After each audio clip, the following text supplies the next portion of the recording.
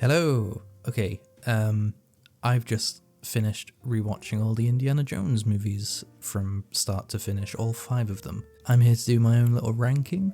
I'm going to rate the Indiana Jones movies, even though we're going to be rating them from obviously, worst to best, otherwise it would be a bit pointless. I genuinely think that all of the Indiana Jones movies are like at least enjoyable, they all have something that I love about each and every one of them. That might be the most controversial thing in this ranking, quite honestly. I got into Indiana Jones back in the 2000s when I was a wee young child, just before Crystal Skull came out. It was a great time to be an Indiana Jones fan then, because there was so much merchandise, it was everywhere, new movie in the cinema. So let me guide you through my tier list. These are my tiers.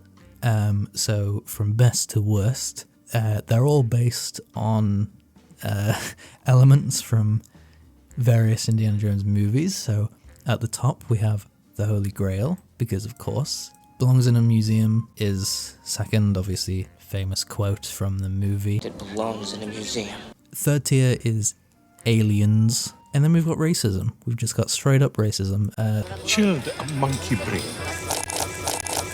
Just to point out, this doesn't necessarily correlate to the movies. Crystal Skull is not necessarily going to go in, Aliens, just because it's Aliens.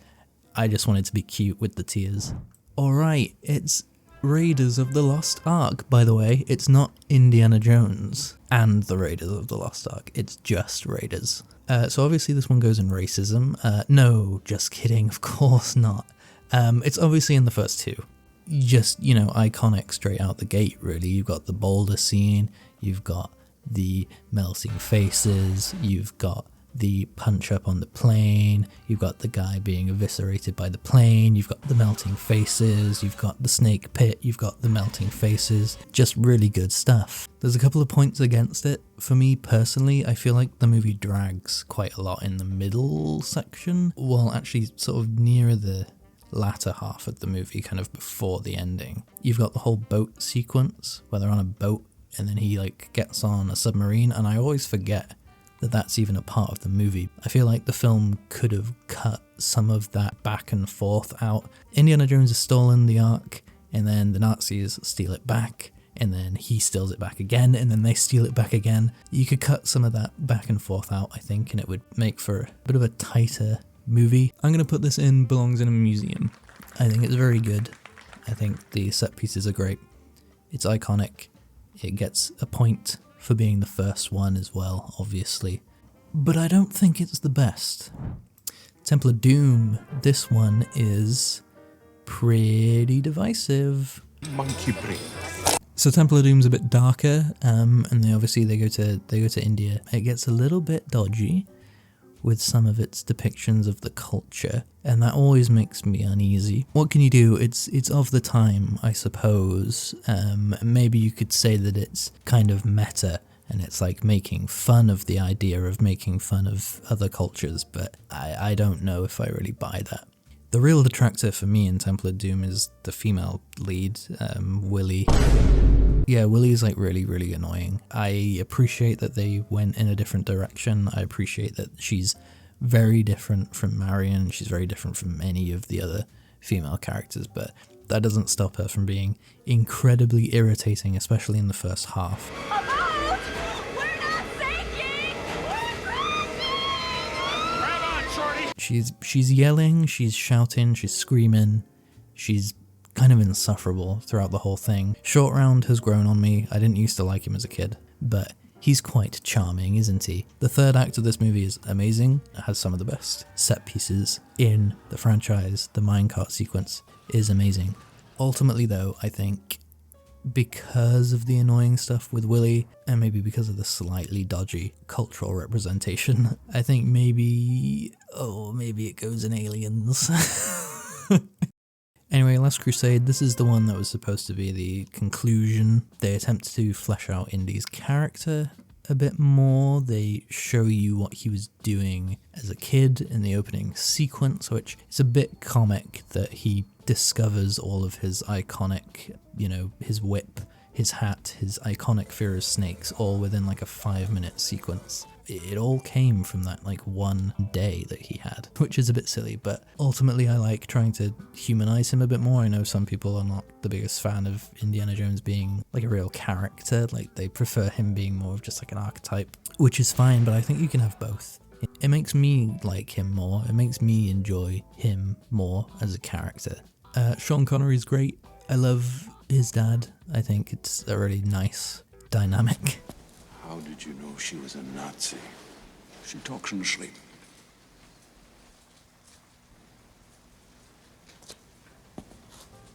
I really like the play on the love interest. I like the fact that she's a villain. I like the fact that they give her a little bit of depth as well. She's not just purely out for evil, you know, she is there first and foremost for the archaeology, but has kind of been swept up into the Nazi regime because she thinks it's like her best chance of unearthing these artifacts and stuff, but during like the book burning sequence, she's clearly not happy about what's going on. I believe in the Grail, not the swastika. The set pieces are great as well. The plane sequence is probably the dodgiest just because of the slightly bad visual effects at points, but ultimately the movie has some of my favourite set pieces. I love the motorbike chase, and the tank sequence is probably my favourite set piece from any of the movies. Yeah, if my tone has not given things away, I think this is Holy Grail. Yeah, this is my favourite Indiana Jones movie, and it fits within the theming. Alright, so long break after Last Crusade until finally we got a fourth Indiana Jones movie that no one wanted. This movie was simultaneously great when it came out and the worst thing ever. It was great because Indiana Jones was like back in the mainstream, and I remember seeing Crystal Skull in the cinema, and even at the age of 7, I was like, what the fuck did I just watch? Somebody should have told us it was about. We're never gonna get any of that time back. It's kind of hard to like narrow it down really, because the first half of the movie is actually really good. There's just a lot of really good stuff at the beginning of the movie.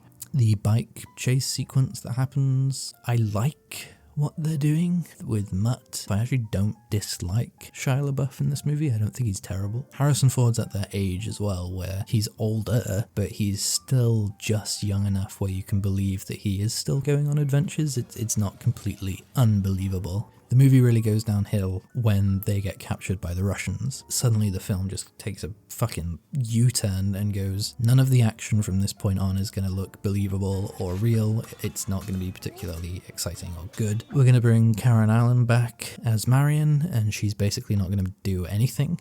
She's just going to kind of stand around and drive the car, and that's going to be about it. You know, they set up things really nicely in the first half, and then they just kind of forget what they're doing, and then the main plot takes over, which is terrible. I after all these years, it just still baffles me that they did Aliens, and they're getting into like all this like pseudo archaeology nonsense as well, and it's like, yes, the previous movies were not exactly accurate when it came to its depiction of archaeology, but at least they were talking about real myth and like real historical bits and pieces for the most part. And then you just get into stupid like ancient aliens nonsense, and it just all feels so tacky. Just feels like a step too far, really. I appreciate the idea of doing something different, especially after all this time, but they jumped the shark a bit. They jumped the alien. Also, you've got that awful side character in it as well, the what's his name? He's like working with the Russians, and then he's like, actually I'm not, I'm CIA.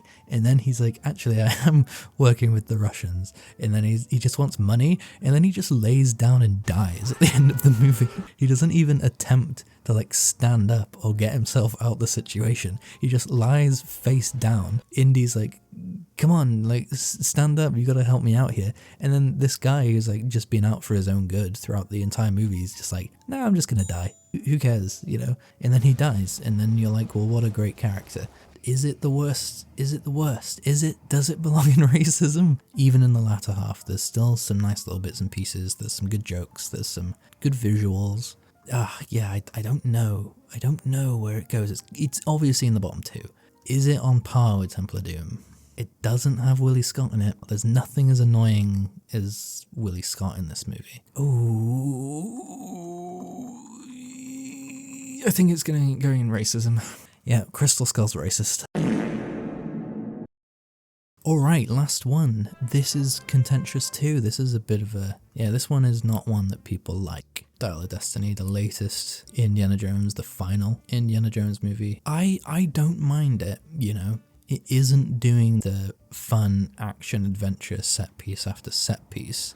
There are a couple of set pieces in the movie, and they're okay. They're not some of the best. Kind of at sort of Crystal Skull second half level, you know, like they're perfectly fine. But it's doing like an old age Indiana Jones movie. Indiana Jones is very much past his prime at this point, and he just gets roped into a one last adventure. My main problems with it really are that it sags a bit in the middle. Everything with them on like the boat is pretty boring. They go down underwater for a bit and nothing really fun or exciting happens. I like the theming, the out of time kind of thing, and, you know, wanting to go back into the past and change things. The side characters are alright. I think Phoebe Waller-Bridge is actually quite good in the movie. She's not irritating. She could have easily been a very irritating character. I like that she's out for her own good. They bring her around a bit at the end of the movie, but for the most part she is still kind of self-serving. I like that. The kid is a bit... He's not annoying, you know? Again, none of the characters in this are annoying, which is more than I can say for Temple of Doom, but he is just a bit boring. He doesn't have much of a character. He's just kind of there. He's no short round, that's for sure.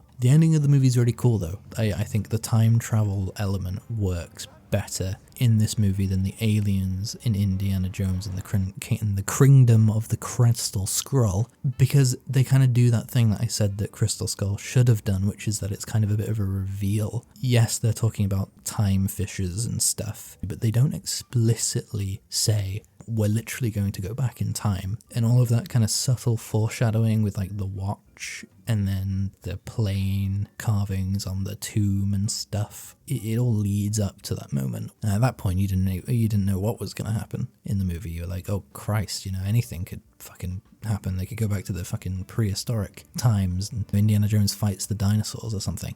But I really like the ending sequence. I think it's cool. I think Indiana Jones, the delight on that man's face, being an archaeologist and, you know, spending his whole life studying history. You know, he's so joyful at the end of the movie. It's great. It's really nice. I think he should have stayed there, though. That's my major note about the movie's plot, is that I think he should have stayed in the past, and I have a feeling that maybe some of the earlier drafts, that is what happened. Ultimately, though, this is a perfectly okay movie. It's enjoyable.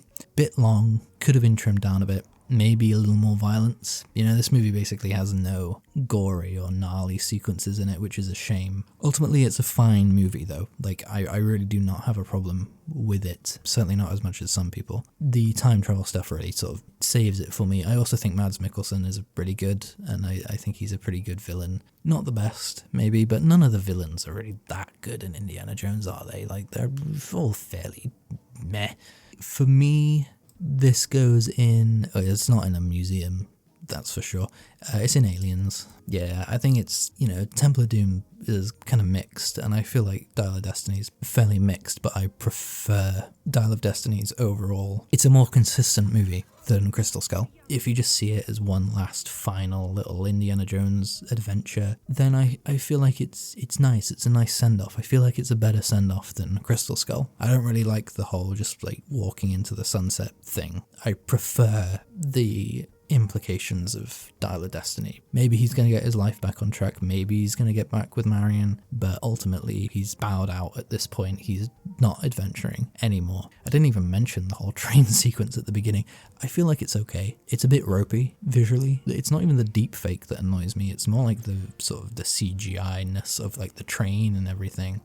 It's okay if you squint your eyes a bit and blur your vision. Anyway, that's my Indiana Jones ranking, I guess.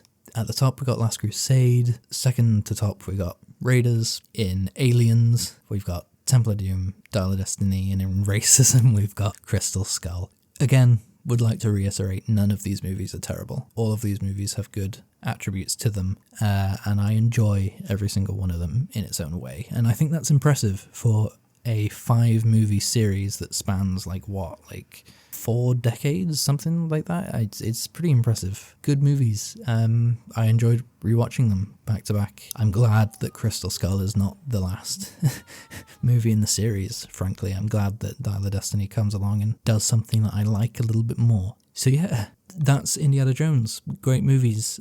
Fun for fun. Yeah, that's that. I don't know how to end this. Go away. Goodbye. Part-time.